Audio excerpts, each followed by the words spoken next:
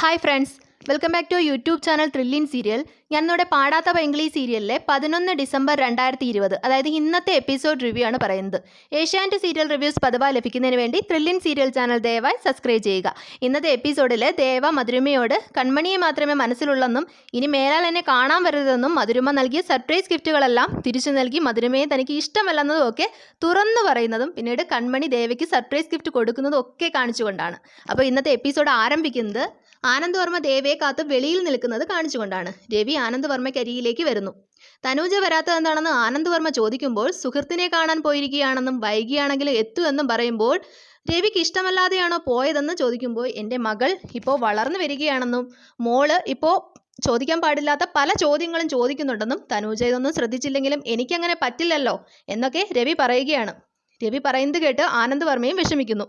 ഇതേസമയം സുശീലാമ്മ ആനന്ദ് വർമ്മയോട് ഞാൻ birthday party നടത്താൻ തീരുമാനിച്ചത് കൊണ്ടാണോ ദേവയോട് മനഃപൂർവ്വം വൈകി വരാൻ പറഞ്ഞത് എന്ന് ചോദിക്കുമ്പോൾ മൂത്ത 2 മരുമക്കളോടൊപ്പം കൂടി നിന്റെ മനസ്സും ഇത്രയും ദുഷിച്ചോ എന്ന് ആനന്ദ് വർമ്മ തിരിച്ചു ചോദിക്കുന്നതാണ് കാണിക്കുന്നത്. ഇതേസമയം മധുരിമയും ദേവയും ഹോട്ടൽ പാലസിലാണ്. ദേവ എന്താണ് ഒന്നും മിണ്ടാതിരിക്കുന്നതെന്ന് മധുരിമ ചോദിക്കുമ്പോൾ എനിക്ക് പെട്ടെന്ന് പോകണമെന്നാണ് ദേവ മറുപടി പറയുന്നത്.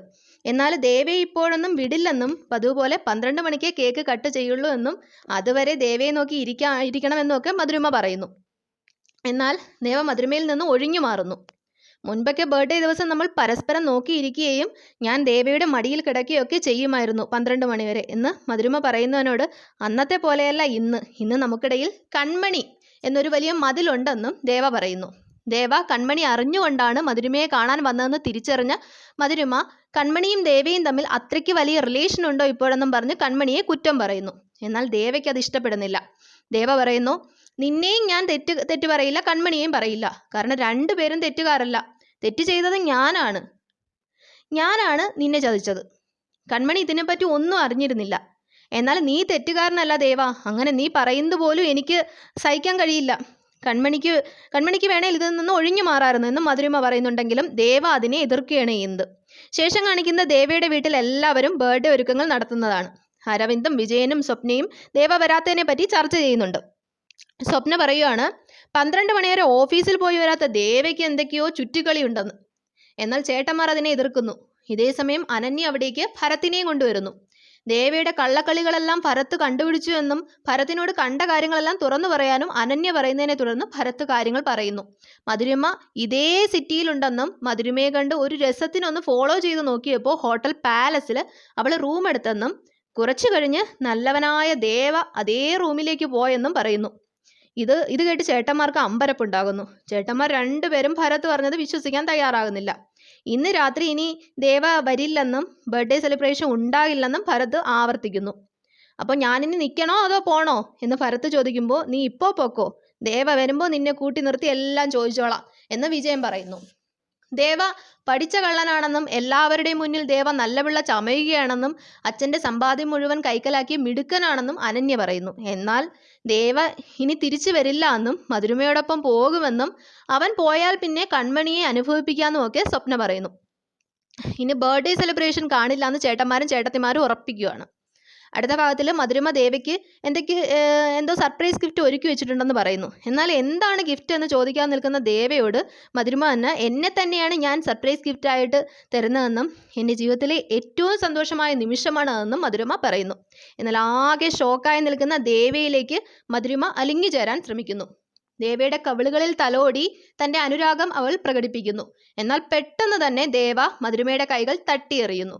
ഇങ്ങനെയൊക്കെ ചെയ്യുന്നത് തെറ്റാണെന്നും എനിക്കിപ്പോൾ ഒരു ഭാര്യയുണ്ടെന്നും ഇത്രയും നേരം ഒന്നും മിണ്ടാതെ നിന്നത് നിന്നെ വിഷമിപ്പിക്കേണ്ട, സന്തോഷത്തോടെ യാത്ര അയക്കാമെന്ന് വിചാരിച്ചാണെന്ന് ദേവ പറയുമ്പോൾ എൻ്റെ ജീവിതത്തിൽ ഓർക്കാനായി ഒരു നല്ല ദിവസം തരണമെന്നും ഇത് ഞാൻ തരുന്ന അവസാന ഗിഫ്റ്റാണെന്നും ഇത് കഴിഞ്ഞ് ചിലപ്പോൾ നമ്മൾ തമ്മിൽ ഇനി കാണുക പോലും ഇല്ല എന്നും തൻ്റെ ശരീരം സ്വീകരിക്കണമെന്നും പറയുമ്പോൾ ദേവ വളരെ മാന്യമായി തന്നെ അത് നിരസിക്കുന്നു. ശേഷം മധുരിമ തനിക്ക് നൽകിയ ഗിഫ്റ്റുകളെല്ലാം തിരിച്ചു നൽകി മധുരിമയുടെ ഒരു ഓർമ്മ പോലും ഇനി താനിൽ ഉണ്ടാകരുതെന്ന് പറഞ്ഞ് ഹോട്ടൽ മുറിയിൽ നിന്നും വീട്ടിലേക്ക് പോകുന്നു. മധുരിമ ഇതൊക്കെ കണ്ട് ആകെ വിഷമിച്ച് നിൽക്കുന്നു. വീട്ടിലേക്ക് തിരിച്ചെത്തിയ ദേവയെ സർപ്രൈസ് ഒരുക്കിയാണ് വീട്ടുകാർ സ്വീകരിച്ചത്. തൻ്റെ സർപ്രൈസ് ബർത്ത്ഡേ പാർട്ടി കണ്ട് ദേവ ആശ്ചര്യപ്പെടുന്നു. കുടുംബാംഗങ്ങൾ ഹാപ്പി ബർത്ത്ഡേ പറഞ്ഞ് ദേവയ്ക്ക് ചുറ്റും കറങ്ങുന്നു. ദേവ ആശ്ചര്യം വിടാതെ തന്നെ ചോദിക്കുന്നു, ഇത്രയും ഗംഭീരമായൊരു ബർത്ത്ഡേ പാർട്ടി എനിക്ക് വേണ്ടി ഒരുക്കിയതാരാ? ഉടൻ തന്നെ അനന്യ പറയുന്നു, ഇതിൻ്റെ ക്രെഡിറ്റ് അമ്മയ്ക്കാണ്.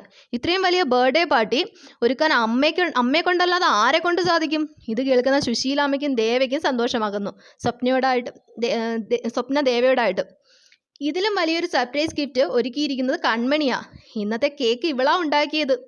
ഈ കേക്കിന് ഒരു പ്രത്യേകത കൂടിയുണ്ട്. ഇവളീ കേക്ക് ഉണ്ടാക്കിയത് നന്നായാൽ അമ്മ ഇവളെ അംഗീകരിക്കും. കൺമണിയോട് കേക്ക് എടുത്തുകൊണ്ട് വരാൻ സ്വപ്ന ആവശ്യപ്പെടുന്നു. കേക്ക് കരിഞ്ഞു പോയെന്ന പ്രതീക്ഷയായിരുന്നു സ്വപ്നയ്ക്കും അനന്യയ്ക്കും. എന്നാൽ കൺമണി നല്ലൊരു ഉഗ്രം കേക്കുമായി തന്നെയാണ് വരുന്നത്.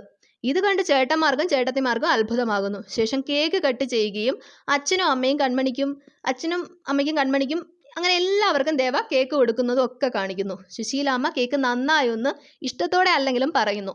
സ്വപ്നയും അനന്യയും നിരാശരാകുന്നു. ശേഷം കാണിക്കുന്നത് സെലിബ്രേഷൻ കഴിഞ്ഞ് ചേട്ടന്മാരും ചേട്ടത്തിമാരും ദേവയെ വിളിപ്പിച്ച് ഹോട്ടൽ പാലസിൽ പോയ കാര്യം അന്വേഷിക്കുന്നു. ദേവ നടന്നതെല്ലാം തുറന്നു പറയുന്നുണ്ടെങ്കിലും സ്വപ്ന അനന്യയും അത് വിശ്വസിക്കുന്നില്ല. മധുരമയെ ഇഷ്ടമാണെങ്കിൽ ഇങ്ങനെ ഒളിച്ചും പാത്തും പോകാതെ കല്യാണം കഴിച്ച് വീട്ടിൽ കൊണ്ടുവന്നിട്ട് ഇവിടെയുള്ള വേലക്കാരിയെ മുടിക്കു പിടിച്ച് പുറത്താക്കിക്കൂടെ എന്ന് സ്വപ്നയും അനന്യയും ചോദിക്കുമ്പോൾ, നിങ്ങളെ ഇതൊന്നും ബോധിപ്പിക്കേണ്ട കാര്യമില്ലെന്നും എൻ്റെ പെണ്ണിനോട് നീതി പുലർത്തുന്ന കാര്യമേ ഞാൻ ചെയ്തിട്ടുള്ളൂ എന്നും ഇന്നത്തെ ദിവസം അപ്രതീക്ഷിതമാണെങ്കിലും ഇങ്ങനൊരു പാർട്ടി ഒരുക്കിയതിന് എൻ്റെ ഏട്ടത്തിമാരോടും ഏട്ടന്മാരോടും നന്ദിയുണ്ടെന്നും പാർട്ടി കഴിഞ്ഞ് ഇങ്ങനൊരു ചോദ്യം ചോദിച്ച് വെറുപ്പിച്ചതിൻ്റെ നീരസമുണ്ടെന്നും ഇത് അധികം പറഞ്ഞ് പെരുപ്പിക്കേണ്ടെന്നും പെരുപ്പിച്ചാൽ എന്ത് ചെയ്യണമെന്ന് എനിക്കറിയാമെന്നും പറഞ്ഞ് ദേവ പോകുന്നു. തങ്ങൾ പ്രതീക്ഷിച്ച മറുപടി ദേവയിൽ നിന്നും കിട്ടാത്ത അനന്യയും സ്വപ്നയും നിരാശയിൽ നിൽക്കുന്നത് കാണിച്ചുകൊണ്ടാണ് എപ്പിസോഡ് അവസാനിക്കുന്നത്.